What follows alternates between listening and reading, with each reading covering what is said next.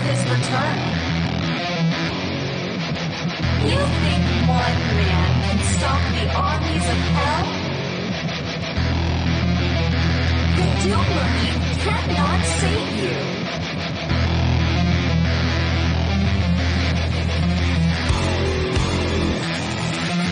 No one can save you.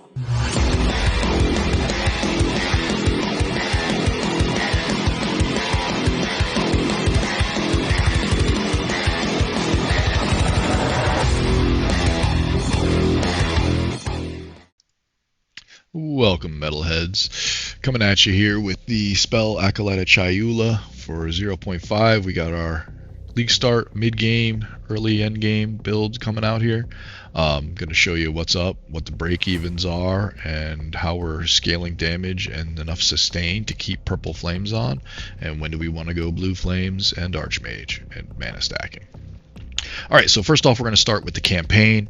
Campaign is going to be very straightforward. Once again, I'll have the Mobalytics and Ninja and everything for you guys to look at a little more in depth. But for skills, we're going with Spark, with Pierce. We're going to do rapid casting and projectile acceleration.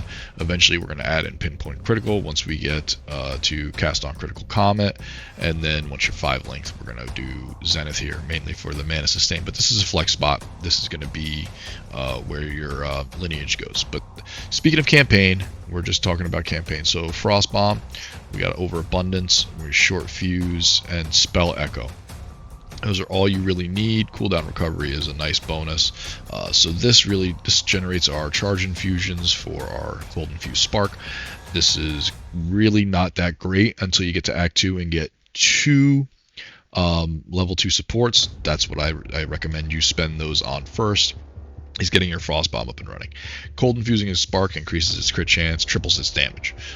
It just makes things so much easier to do for clear.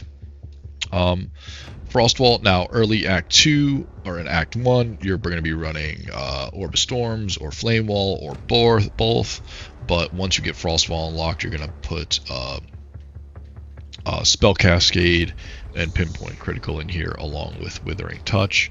This will be how we generate Wither in the campaign. Things don't really have enough ailment threshold and whatnot, so and just damage all in general. So you may not even notice that there's any wither being applied, but you will notice it once you start getting into maps, end of the interludes, stuff like that. First spirit we're going to take is the mana remnants. We're going to put harmonic remnants and remnant potency. This is going to be remnant potency 1. We're going to keep it remnant potency 1 throughout. The reason being is we don't want to wait 3 seconds to get our mana back, especially when we are spending it like crazy in early maps. But keep this remnant potency 1, harmonic remnants 2. Then we're going to be doing siphon elements, harmonic remnants 3, remnant potency 3. I have cold master here, but you don't need that. Just these 2 supports is fine. Eventually you're going to be unlocking charge regulation. When you do, you're going to want to make sure you take infusion of power. When we consume an infusion with our cold infused spark or fire infused comet, we're going to gain more crit chance, which means we can basically have this up 100% of the time. So for 30 spirit, we can have an extra 20-some% of critical hit chance depending where you are at in the game. For our curse, we're going to be running either elemental weakness or despair. Despair is probably the better curse to run. I am running elemental weakness, so we're going to be running heightened curse, cursed ground. There's a lineage, forgive it, but the regular support is cursed ground, and then magnified area. And then for the cast on critical in the campaign, it's just going to be comet, living bomb, and then boundless energy. And then as if we're running it, we want a chimming staff either on the back bar or it be your main weapon, so we can do the sigil of power, and then we're going to have that with a prolonged duration, magnified area. Into the breach, we're going to be running harmonic remnants 2, remnant potency 3. That really doesn't change. If you're going to be running anything like clarity, any spirit gems, if you have extra spirit, you can run it here. So let's take a look at a tree. So for the campaign, the tree is going to look something like this. So we'll start here, we'll come up here, grab our crashing wave, come up through here, we're going to grab the spell damage and crit chance stuff that's over here. Grab the spell damage stuff over here. Spell and crit chance here. And then the remnant wheel. Then we're going to come up this way. Grab this remnant wheel. And grab the spell damage up here. And then crit chance here. And intelligence here. By the time you're grabbing this, you should be on your first ascendancy.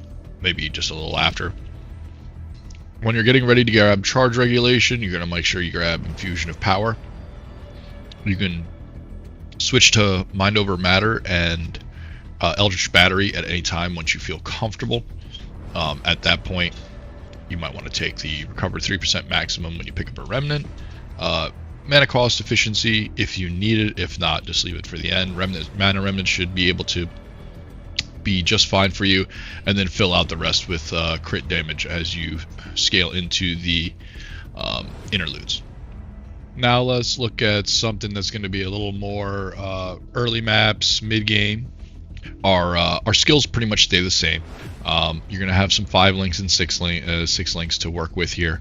We want to add cooldown recovery to the frost bomb. If I had the extra slot here, I would do magnified area, spark, zenith. Once again, it's our flex spot. We're going to be looking to put a lineage in here, or lightning mastery or anything, but having the extra mana cost efficiency is really nice. It helps with staying on purple flames. Frost wall stays the same. Cooldown recovery here, not really needed, but it helps on longer boss fights if you're struggling with damage, which you really shouldn't be up to a point unless you're pushing crazy high delirium.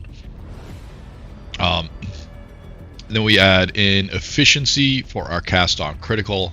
I'm using powered by Verisium right now since I don't have enough spirit for siphon elements. This helps with infusion generation, makes mapping a little smoother. If I was running siphon elements, I would put something else in here, zenith for more cost efficiency plus damage, or something like fluke, or you really don't need the efficiency at this point. You could run cold mastery, an Uhtred gem here, for the top end stuff, but that's what we could do. Nothing really changes. Charge regulation, we could add an Uhtred gem here. I don't have one. And then Katal's rejuvenation. This is something you want to pick up early. This gives a lot of quality of life and cooldown recovery to our frost bomb. My frost bomb cooldown is at 3.5 seconds. It goes down to 3.6, 3.5. So that extra half second really makes a difference when you're mapping. Now, as far as the weapons go, you're still going to be running a staff up until you have 3,500 mana and you have a Wrath Pith with at least the line for non-channeling spells deal 6% increased damage per 100 mana. Once you have 3,500 or more, 37, probably 3,500 with the Wrath Pith equipped. That's the break even to go to wand instead of staff. Good news is staff will carry you pretty far. You can get 1,000,000 damage fire infused comets with a staff, and staffs that you would want to take are pretty cheap. I mean, we got increased spell damage, we got tier 2 spell damage roll, tier 3 chaos roll, and a tier 6 mana roll. This is a tier 4 mana roll. Obviously the higher the mana, the better, but as you can see, we all have very, very respectable stats. Like, here's a chimming staff. This would be perfect going into maps with. So very, very modest to get a good amount of damage out of these staffs, right? So from there, we've switched from Deodres that I normally run in the campaign, which will be in the Mobalytics. It'll be in the guides if you want to delve into what I run gear wise for the campaign. But we went here with the Night Scale gloves. This gives us the extra mana regeneration, which is pretty key since we are taking mind over matter.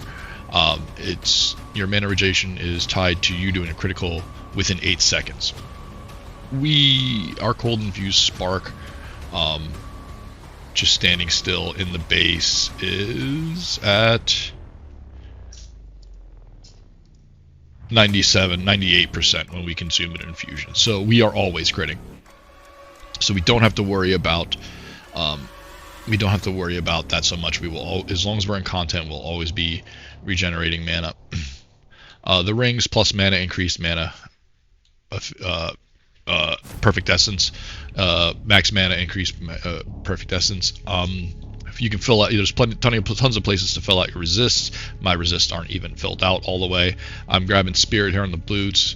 We got no spirit on the amulet, but I got the +3 levels. Eventually, this is going to be a +3 with max spirit roll. Grabbing spirit on the gear, energy shield, and max mana. The max mana roll here is low because I went with a higher energy shield. Eventually, you'll probably want to take, instead of this 3% increased mana, you're going to want the, I believe it's Questel's Thesis, 1 mana per 2 item energy shield. Belt, rounding out resists, max mana here. And then look at the tree. The tree changes a little bit. Ignore the time loss here. Eventually, we're going to go there, but this is what your tree is going to look like. Got the extra jewel up here. We got points up here that compared to the campaign, and then we path down here to get the crit damage and spell crit and crit damage here. Big thing here, we want to take the recover 3% mana and then the 2 efficiency wheels. With all the efficiency we have built in, we can sustain level 30 comets and cast on critical with purple flames, which is huge. So once you're running your Wrathpith, if you have one that doesn't have the loot or add the 6% of life cost, you just take this. In a boss fight situation, you might have to press your life flask once. It's really not a big deal. And then eventually we'll go to here with a time loss and then a from nothing from resonance, and then we'll start filling out all this damage right here. So now let's look at what the build could be, end game, and thresholds of when we want to switch over to Blue Flame Archmage. Alright.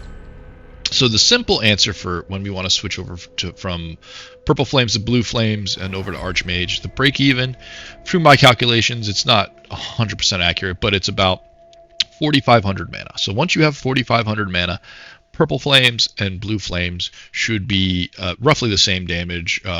Blue Flames will, with Archmage, will start to take over at that point. All right. So once you have that much mana, that's when you can kind of stack, and you do kind of become almost immortal with the Purple Flames, or with the blue. I'm sorry, with the Blue Flames, because your mana is just constantly filling. Now, with Blue Flames, we're going to turn off Mana Remnants because the overflow actually hurts your mana leech. So it will make it so you'll overflow your mana. You'll come out of that overflow, and then you'll have to wait the 3 seconds before your mana starts recharging. So you don't get the full mana regeneration for that specific flame. So you just want to make sure that you just have that off, right? Ideally, we would run Siphon Elements, Archmage, and Cast on Critical. Now, if you're having trouble in the Spirit department at that point, we have the meta skills have 20% increased efficiency rating here. So we might have to take that, make some points here. We have this crazy time loss. We're looking for double crit damage bonus. With this isn't correct, but with the desecration for 1% extra mana, max mana on notable passives. We have the resonance. From resonance, we can grab 1, 2, 3, 4, 5, 6 perfect jewel. That's 6% extra mana and 120% crit damage bonus. Then we'd fill out points to grab this and this. The Wrathpith being perfect with the +2 critical hit chance, and the +2 damage is going to mean that we can take some crit chance out of this tree, and we can add that back into crit damage.